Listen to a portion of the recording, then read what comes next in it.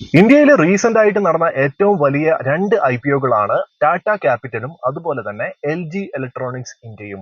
ഇതിൽ LG electronics ഇന്ത്യയുടെ IPO list ചെയ്ത ദിവസം ഇൻവെസ്റ്റേഴ്സിന് ലഭിച്ചത് 50% റിട്ടേൺ ആണ്. IPO-കൾ ഇന്നത്തെ കാലത്ത് വളരെ ബൂമിംഗ് ആയിട്ട് നിൽക്കുന്ന സമയത്ത് നമുക്കും IPO-കളിൽ ഇൻവെസ്റ്റ് ചെയ്ത് ലാഭം എടുക്കാൻ പറ്റും. അതിനു മുമ്പ് IPO എന്താണ് എന്ന് നമ്മൾ അറിഞ്ഞിരിക്കണം. അതേസമയം തന്നെ എങ്ങനെയാണ് IPO-യിൽ അപ്ലൈ ചെയ്യേണ്ടത് എന്നും അറിഞ്ഞിരിക്കണം. So welcome back to another video. IPO എന്ന് പറഞ്ഞാൽ ഇനീഷ്യൽ പബ്ലിക് ഓഫറിംഗ്. നിലവിൽ നല്ല രീതിയിൽ പ്രവർത്തിക്കുന്ന നല്ല മൂല്യമുള്ള ഒരു കമ്പനി അത് സ്റ്റോക്ക് എക്സ്ചേഞ്ചിൽ ലിസ്റ്റ് ചെയ്യാൻ തീരുമാനിക്കും. അങ്ങനെ സ്വകാര്യ ഉടമസ്ഥതയിലുള്ള ആ ഒരു കമ്പനി സ്റ്റോക്ക് എക്സ്ചേഞ്ചിൽ ആദ്യമായി ലിസ്റ്റ് ചെയ്യുകയാണ്. അതിലൂടെ അവരുടെ ഷെയറുകൾ പബ്ലിക്കിന് വിൽക്കുകയാണ്. ഈ ഒരു പ്രോസസ്സിനെയാണ് IPO എന്ന് പറയുന്നത്.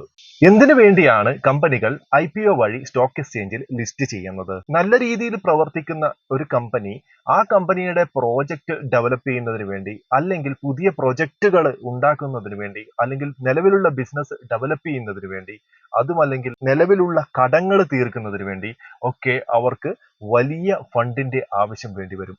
ഇത്തരം സാഹചര്യത്തിൽ ഇനീഷ്യൽ പബ്ലിക് ഓഫറിംഗ് വഴി ആ കമ്പനിയുടെ കുറച്ച് ഷെയറുകൾ പബ്ലിക്കിന് സെല്ല് ചെയ്യുന്നതോടുകൂടി അവർക്ക് ആവശ്യമുള്ളതോ അതിൽ കൂടുതലോ ആയിട്ടുള്ള തുക അവർക്ക് സമാഹരിക്കാൻ സാധിക്കും. ഇതോടൊപ്പം കമ്പനി IPO-യിൽ ലിസ്റ്റ് ചെയ്യുമ്പോൾ കൂടുതൽ ഈ കമ്പനിയെ കുറിച്ച് ഡിസ്കസ് ചെയ്യുകയും ആ കമ്പനിയുടെ പബ്ലിസിറ്റിയും വിസിബിലിറ്റിയും കൂടുകയും ചെയ്യുന്നു. ഇത് അവരുടെ ബിസിനസിനെ ഡെവലപ്പ് ചെയ്യാൻ സഹായിക്കുന്നു. റീസെന്റ് ആയിട്ട് നടന്ന രണ്ട് ബിഗ്ഗസ്റ്റ് ആയിട്ടുള്ള IPO-കളാണ്. ഒന്ന് ടാറ്റ ക്യാപിറ്റലും രണ്ടാമത്തത് LG ഇലക്ട്രോണിക്സ് ഇന്ത്യയും. സോ ഇവിടെ നടന്നത് രണ്ടും ഏകദേശം ഒരേ ഡേറ്റുകളിലാണ് IPO-യിൽ ലിസ്റ്റിംഗിന് വന്നത്. അതായത് ടാറ്റ ക്യാപിറ്റൽ ഒക്ടോബർ 6 മുതൽ ഒക്ടോബർ 8 വരെ IPO ലിസ്റ്റ് ചെയ്തിരുന്നു. അതേസമയം LG ഇലക്ട്രോണിക്സ് ഒക്ടോബർ 7 മുതൽ ഒക്ടോബർ 9 വരെ IPO ലിസ്റ്റ് ചെയ്തിരുന്നു. ഈ സമയത്ത് ടാറ്റ ക്യാപിറ്റൽ എന്ന് പറയുന്നത് ഏകദേശം 310 മുതൽ 326 രൂപ വരെയാണ് ഒരു ഷെയറിന്റെ പ്രൈസ് നിശ്ചയിച്ചിരുന്നത്. 46 ഷെയറുകളുള്ള ഒരു ലോട്ട് ആയിട്ടാണ് IPO അപ്ലൈ ചെയ്യുന്ന പബ്ലിക്കിന് അവൈലബിൾ ആയിരുന്നത്. സോ നമുക്ക് എത്ര ലോട്ടുകൾ വേണമെങ്കിലും അപ്ലൈ ചെയ്യാൻ പറ്റും. പക്ഷെ 310 മുതൽ 326 വരെയുള്ള റേറ്റുകളിൽ വേണം നമ്മൾ ബിഡ് ചെയ്യാൻ. അതേസമയം തന്നെ LG ഇലക്ട്രോണിക്സ് ആകട്ടെ, ഏകദേശം ഒക്ടോബർ 7 മുതൽ 9 വരെയായിരുന്നു LG ഇലക്ട്രോണിക്സ് ഉണ്ടായിരുന്നത്. അത് 1080 മുതൽ 1140 രൂപ വരെയാണ് അവരുടെ ഒരു ഷെയറിന്റെ പ്രൈസ് ഡിസൈഡ് ചെയ്തിരുന്നത്. 13 ഷെയറുകളുള്ള ഒരു ലോട്ട് ആയിട്ടാണ് LG മാർക്കറ്റിലേക്ക് വന്നത്. ടാറ്റ ക്യാപിറ്റൽ ഒക്ടോബർ 13 ലിസ്റ്റ് ചെയ്തു. ലിസ്റ്റ് ചെയ്തപ്പോൾ അതിന്റെ പ്രൈസ് ഉണ്ടായിരുന്നത് 330 രൂപയാണ്. അതായത് 326 രൂപയ്ക്ക് ബിഡ് ചെയ്തിട്ട് നിങ്ങൾക്ക് അതിൽ ലോട്ട് കിട്ടിയിരുന്നെങ്കിൽ 4 രൂപയുടെ ലാഭമാണ് ഉണ്ടായിരുന്നത്. അതായത് വെറും 2% അവിടെ പ്രോഫിറ്റ് ഉണ്ടായിരുന്നത്. എന്നാൽ മറിച്ച് LG ഇലക്ട്രോണിക്സ് ലിസ്റ്റ് ചെയ്തത് 14 1080 മുതൽ 1140 രൂപ വരെയാണ് കട്ട് ഓഫ് റേറ്റ് LG പറഞ്ഞിരുന്നത്. ഇതിൽ 1140 രൂപയ്ക്ക് പോലും നിങ്ങൾ വാങ്ങിച്ചിട്ടുണ്ടായിരുന്നെങ്കിൽ, നിങ്ങൾക്ക് ആ ഒരു ലോട്ട് കിട്ടിയിട്ടുണ്ടായിരുന്നെങ്കിൽ, അത് ലിസ്റ്റ് ചെയ്ത സമയത്ത് 1749 രൂപയ്ക്കാണ് ആ ഒരു ഷെയർ ലിസ്റ്റ് ചെയ്തത്. സോ ഇവിടെ LG IPO കിട്ടിയിരുന്ന ആൾക്കാർക്ക് ഏകദേശം 50% റിട്ടേൺ ആണ് ഈ വളരെ ചുരുങ്ങിയ ഈ ഒരു സമയത്ത് ലഭിച്ചിരിക്കുന്നത്. അടുത്തതായി നമുക്ക് IPO എങ്ങനെയാണ് പ്രോസസ്സ് ചെയ്യുന്നത് എന്ന് നോക്കാം. അതായത് ലിസ്റ്റിംഗിലേക്ക് എങ്ങനെയാണ് വരുന്നത് എന്ന് നോക്കാം. ഇവിടെ ഒരു കമ്പനി, നല്ല രീതിയിൽ പ്രവർത്തിക്കുന്ന ഒരു കമ്പനി IPO-യിൽ ലിസ്റ്റ് ചെയ്യാൻ തീരുമാനിക്കുന്നു. സോ അവർ ആദ്യം അപ്രോച്ച് ചെയ്യുന്നത് ഒരു ഇൻവെസ്റ്റ്മെന്റ് ബാങ്കിനെ ആയിരിക്കും. ഇൻവെസ്റ്റ്മെന്റ് ബാങ്കുകൾ എന്ത് ചെയ്യും? ഇവിടെ അവർക്ക് വേണ്ടി ഒരു DRHP അഥവാ ഡ്രാഫ്റ്റ് റെഡ് ഹിയറിംഗ് പ്രോസ്പെക്ട്സ് എന്ന് പറയുന്ന റിപ്പോർട്ട്, അതിനെ നമ്മളൊരു ആനുവൽ റിപ്പോർട്ട് എന്നാണ് വിശേഷിപ്പിക്കുക.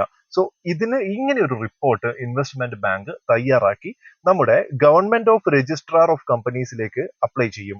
അതിനുശേഷം സെബിയിൽ അപ്രോച്ച് ചെയ്യും. ഇങ്ങനെ സെബി ഇത് അംഗീകരിച്ചു കഴിഞ്ഞു കഴിഞ്ഞാൽ അവിടെ വേറൊരു ഡീറ്റെയിൽ ആയിട്ടുള്ള റിപ്പോർട്ട് പബ്ലിക്കിന് വേണ്ടി റിലീസ് ചെയ്യും. ഇത് DRHP-യുടെ ഒരു എക്സ്റ്റൻഡഡ് വേർഷൻ ആയിട്ടുള്ള RHP എന്ന് പറയുന്ന റിപ്പോർട്ടാണ്. ഇതിന്റെ അകത്ത് IPO ഡേറ്റ് അടക്കം ഈ റിപ്പോർട്ടിൽ മെൻഷൻ ചെയ്തിട്ടുണ്ടാകും. കമ്പനിയെ കുറിച്ചിട്ടുള്ള എല്ലാ കാര്യങ്ങളും വിശദമായിട്ടുള്ള അനാലിസിസ് ഈ ഒരു റിപ്പോർട്ടിൽ പറഞ്ഞിട്ടുണ്ടാകും. ഇത് പബ്ലിക്കിന് അവൈലബിൾ ആയിട്ടുള്ള ഒരു ഡോക്യുമെന്റ് ആണ്. ഏകദേശം 3 ട്രേഡിംഗ് ഡേയ്സ് ആണ് IPOയിൽ ബിഡിങ്ങിന് വേണ്ടി നടക്കുക. അതായത് ഏകദേശം ഇന്ന് അനൗൺസ് ചെയ്യുകയാണെങ്കിൽ നാളെയും മറ്റന്നാളും അങ്ങനെ 3 ദിവസത്തേക്കായിരിക്കും ആ IPO ലൈവായിട്ട് നമുക്ക് പാർട്ടിസിപ്പേറ്റ് ചെയ്യാൻ പറ്റുക. ഒരു ബിഡിംഗ് റേറ്റ് അവിടെ കൊടുത്തിട്ടുണ്ടാകും. ഇപ്പൊ ടാറ്റ ക്യാപിറ്റലിന്റെ പറയുകയാണെങ്കിൽ 310 മുതൽ 326 വരെയാണ് ബിഡിങ്ങിനുള്ള റേറ്റ് പറഞ്ഞിരുന്നത്. സോ ഇതിൽ ആ കമ്പനി, ആ Tata capital cut off rate എത്രയാണോ പറയുന്നത്, അതായത് ഫൈനൽ ലിസ്റ്റിംഗിലേക്ക് വരുമ്പോൾ അവരൊരു കട്ട് ഓഫ് റേറ്റ് തീരുമാനിക്കും. അതിനോ അല്ലെങ്കിൽ അതിന് മുകളിലോ ആണ് നമ്മൾ ബിഡ് ചെയ്തിട്ടുള്ളത് എങ്കിൽ നമുക്ക് ലോട്ട് കിട്ടാനുള്ള സാധ്യത കൂടുതലാണ്. ഇവിടെ IPOയിൽ നമുക്ക് ഒരു സിംഗിൾ ഷെയർ മാത്രമായിട്ട് നമുക്ക് വാങ്ങിക്കാൻ സാധിക്കില്ല. നമ്മൾ ഇവിടെ വാങ്ങിക്കുന്നത് ലോട്ടുകളായിട്ടാണ്. ഇവിടെ ടാറ്റ ക്യാപിറ്റലിന്റെ IPOയിൽ വന്നിരിക്കുമ്പോൾ ഏകദേശം 46 ഷെയറുകൾ അടങ്ങിയ ഒരു ലോട്ടാണ് നമുക്ക് വാങ്ങിക്കാൻ സാധിക്കുക. ഏകദേശം 14,000-15,000 രൂപയ്ക്ക് അടുത്താണ് അതിന്റെ പ്രൈസ് വരുന്നത്. എന്നാൽ LG ഇലക്ട്രോണിക്സിലാവും 1080 മുതൽ 1140 രൂപ വരെയാണ് ബിഡിംഗ് റേറ്റ് ഉണ്ടായിരുന്നത്. സോ 13 ഷെയറുകളാണ് ഒരു ലോട്ടിൽ ഇൻക്ലൂഡ് ചെയ്തിരിക്കുന്നത്. ഇവിടെ നമ്മൾ കട്ട് ഓഫ് റേറ്റ് പറഞ്ഞിരിക്കുന്ന എമൗണ്ടിൽ കൂടുതൽ ബിഡ് ചെയ്യാൻ ശ്രമിച്ചിട്ടുണ്ടെങ്കിൽ നമുക്ക് ആ ഒരു ലോട്ട് കിട്ടാൻ സാധ്യതയുണ്ടാവുമായിരുന്നു. ഇനി എങ്ങനെയാണ് IPOയിൽ പാർട്ടിസിപ്പേറ്റ് ചെയ്യേണ്ടത് എന്ന് നോക്കാം. നിലവിൽ നിങ്ങൾ ഒരു ട്രേഡിംഗ് പ്ലാറ്റ്ഫോം ഉപയോഗിക്കുന്ന ഒരാളാണ് എങ്കിൽ തീർച്ചയായിട്ടും അതിന്റെ അകത്ത് IPO, അപ്കമിങ് IPOs എന്ന പേരിൽ പൊസിഷനിങ് ചെയ്തിട്ടുള്ളത് കാണാൻ സാധിക്കും. അവിടെ ചെന്ന് കഴിഞ്ഞാൽ നിലവിൽ റണ്ണിങ്ങിലുള്ള IPOസും അതുപോലെ തന്നെ വരാൻ പോകുന്ന IPOസും ഏതൊക്കെയാണ് എന്നുള്ളത് കാണാൻ സാധിക്കും. ഇവിടെ നിലവിൽ റണ്ണിങ്ങിലുള്ള IPOസിൽ ക്ലിക്ക് ചെയ്ത് കഴിഞ്ഞാൽ നമുക്ക് അവിടെ ഇപ്പൊ ഏതൊക്കെ IPOs ആണ് റണ്ണിങ്ങിലുള്ളത് എന്നുള്ളതും അത് ഏതൊക്കെ ഡേറ്റിലാണ് എത്രാം തീയതി വരെയാണ് ഉള്ളത് എന്നുള്ളതും കാണാൻ സാധിക്കും. അതിൽ നിങ്ങൾക്ക് ഏത് IPOയിലാണോ പങ്കെടുക്കേണ്ടത് അതിൽ ക്ലിക്ക് ചെയ്ത് കഴിഞ്ഞാൽ അതിൽ ബിഡിംഗ് എമൗണ്ട് മെൻഷൻ ചെയ്തിട്ടുണ്ടാകും. ഇപ്പോൾ ടാറ്റ ക്യാപിറ്റലിന്റെ പറയുന്നതാണെങ്കിൽ അത് 310 മുതൽ 326 രൂപ വരെയാണ് ബിഡിംഗ് റേറ്റ്. ഇതിൽ മാക്സിമം ബിഡിംഗ് റേറ്റ് എത്രയാണോ അത് വെച്ച് നമ്മൾ ബുക്ക് ചെയ്യാൻ വേണ്ടി ശ്രമിക്കുക. അങ്ങനെ ശ്രമിച്ചു കഴിഞ്ഞാൽ നിങ്ങൾക്ക് കിട്ടാനുള്ള സാധ്യത കൂടുതലാണ്. അങ്ങനെ നിങ്ങൾ ഒരു എമൗണ്ട് വെച്ച് ബിഡ് ചെയ്ത് കഴിഞ്ഞാൽ ആ എമൗണ്ടിന് ഈക്വലന്റ് ആയിട്ടുള്ള തുക, അത് ഒരു ലോട്ടാണ് നിങ്ങൾ അപ്ലൈ ചെയ്യുന്നതെങ്കിൽ ആ ഒരു ലോട്ടിന്റെ പ്രൈസ് നമ്മൾ UPI മാൻഡേറ്റ് വഴി ബുക്ക് ചെയ്യും, അല്ല ബ്ലോക്ക് ചെയ്യും. ഏകദേശം 3 ട്രേഡിംഗ് ഡേയ്സിലാണ് IPO റൺ ചെയ്യുന്നത്. നമ്മൾ IPOയ്ക്ക് അപ്ലൈ ചെയ്ത് കഴിഞ്ഞു കഴിഞ്ഞാൽ IPO ലിസ്റ്റ് ചെയ്യുന്നതിന് മുന്നോടിയായിട്ട് നമുക്ക് അതിന്റെ ഇൻഫർമേഷൻ ലഭിക്കും. നമ്മൾ അപ്ലൈ ചെയ്ത IPO അല്ലെങ്കിൽ സ്റ്റോക്ക് നമുക്ക് ലഭിച്ചിട്ടുണ്ട് എങ്കിൽ നമ്മുടെ ബ്ലോക്ക് ചെയ്തിരിക്കുന്ന UPI വഴി ബ്ലോക്ക് ചെയ്തിരിക്കുന്ന എമൗണ്ട് ഡെബിറ്റ് ചെയ്യുകയും സ്റ്റോക്കുകൾ നമുക്ക് അലോട്ട് ചെയ്യുകയും ചെയ്യും.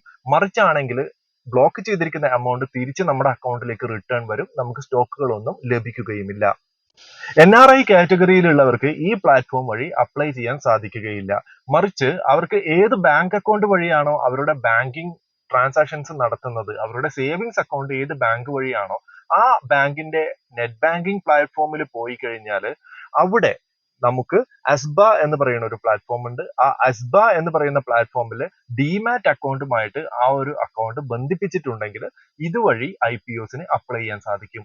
ആ പ്ലാറ്റ്ഫോമിൽ IPOസിന്റെ ലിസ്റ്റിംഗ് കാണാൻ സാധിക്കും. അവിടെ ഡയറക്റ്റ് ആയിട്ട് ഈ ഒരു എമൗണ്ട് ബ്ലോക്ക് ചെയ്യും. നമ്മുടെ അക്കൗണ്ടിൽ നിന്നും ഡയറക്റ്റ് ആയിട്ട് ഈ ഒരു എമൗണ്ട് ബ്ലോക്ക് ചെയ്യും.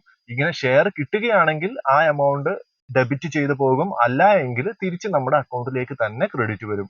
സോ ഇത്രയും സിമ്പിൾ ആയിട്ട് നമുക്കൊരു IPOയിൽ പാർട്ടിസിപ്പേറ്റ് ചെയ്യാൻ പറ്റും. നഷ്ടമില്ലാതെ സ്റ്റോക്ക് മാർക്കറ്റിൽ നിക്ഷേപിക്കാൻ സാധ്യമായിട്ടുള്ള ഒരു പ്ലാറ്റ്ഫോം ആണ് IPO. ഈ ലാസ്റ്റ് നടന്ന ടാറ്റ ക്യാപിറ്റലിന്റെയും അതുപോലെ LG ഇലക്ട്രോണിക്സ് ഇന്ത്യയുടെയും IPOയിൽ നിങ്ങൾ പാർട്ടിസിപ്പേറ്റ് ചെയ്തിട്ട് നിങ്ങൾക്ക് അത് കിട്ടിയിട്ടുണ്ടെങ്കിൽ നിങ്ങളുടെ എക്സ്പീരിയൻസ് എന്താണ് എന്നുള്ളത് താഴെ കമന്റിൽ പറയുക. Thank you.